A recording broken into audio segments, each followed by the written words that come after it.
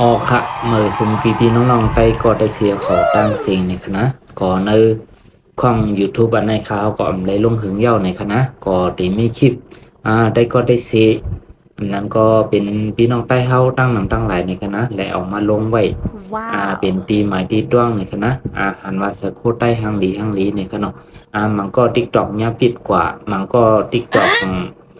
เฮาลืมรหัสมันกว่านี่คะนะมันก็ยาปิกกว่านั้นก็ยาโลกกว่าจังนั้นคะเนาะ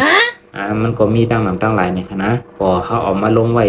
อ่าเขาเอามาลงไว้ใน YouTube นี่คะเนาะก็มังอันก็ย้อนขว้างมังอันก็ย้อนขว้างนี่คะเนาะก็ต้องย้อนน้อมได้ก็ได้เสียเขากูก่อนนี่คะเนาะมีเจตนาดีมันดีนี่คะเนาะก็มุมมองว่าที่เป็นพ้นดีดอนตาได้ก็ได้เสียเขาในคณะจะว่ามาหากินจังนั้นคะนะข้าเฮาไปไล่เงินไปไล่ บาลัยจอมเฮวัดเฮเปียค่ะเนาะก็หันว่าเป็นพิงีพิงทุ่งใต้เฮาสักโคใต้หังหลีเจานั้นค่ะนะก็เลยเอามาลงไว้เจานั้นค่ะก็มีได้ก็ตั้งนำตั้งหลายค่ะนะกำนำก็ได้เลยย้อนขว้างที่เจ้าของในค่ะเนาะก็มันก็อำได้ย้อนขว้างก็ย้อนน้อมค่ะเนาะมันก็กับสิบไว้อยู่เจานั้นค่ะก็เอามาลงเฮาเปิ้นเลยฮู้เลยหันเฮาเปิ้นเลยฮู้จักพิงีพิงทุ่งเฮาในค่ะนะอยากก็การลองไอทีหลายชื่อหลายนิ้วขนาดลอกไล่เสาลิกได้ในความหมาลอกไล่เสาลิกได้ในพงหมาเจ้ในคณะก็วนว่ามันเป็นพ่นดีตอนตาพี่น้องใต้เฮาตั้งนำตั้งหลายในคณะก็ไล่เอามาลงเจ้านะคณะข้อง YouTube เขาข้องในคณะชื่อว่า TikTok ใต้ในคณะพอผักได้ก็ได้เสียเขาติดตามไม่บันป้าในคณะข้าเฮาเหตุการณ์ไม่หลายมิ้วค่ะเนาะการออนไลน์เขาก็เฮ็ดการธุรกิจก็เฮ็ดการประจำก็เฮ็ดการขายเสื้อผ้าเสื้อคู่ก็มีนี่ค่ะนะก็ละใครฮู้ก็เข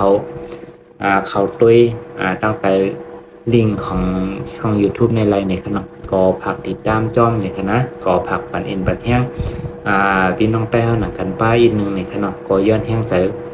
ผักตัวผักใจจ้อมดีได้ก็ได้เสียเขากูก็ค่ะนะก็ยินจมกูก็ค่ะดีติดตามไว้ปันคลิปข่าวในคณะก็ข่าวก็อำได้มาขอบคุณมนตังจอมได้ก็ได้เสียเขาในคณะก็ข่าวก็เป็นคนคนหนึ่งค่ะรัดก้อนบอกเก่งขนาดถือว่าเก่งค่ะกูวันนี่ก็เก่งขนาดกล้วยหนาวาสนาเต้นนั่นคณะก็วาสนามีติดใจในคณะก็นั่นค่ะผักได้ก็ได้เสียเขาติดตามป้าของ YouTube ใจต้องคือคนไทยใหญ่หัวใจนักสู้ในคณะก็มีเสื้อผ้าเสื้อโคมีเครื่องใจตื้อนะแค่ตั้งหางขางทางดีทางเล่าในคณะมีตั้งนำในคณะก็ผักติดตามไม่จ้องขาขาวเดี๋ยวเอาลิงก์ใส่ไว้ตั้งใต้ข้องในคณะก็ยินจงกูก็ขาติดตามคณะก็มาถึงกูก็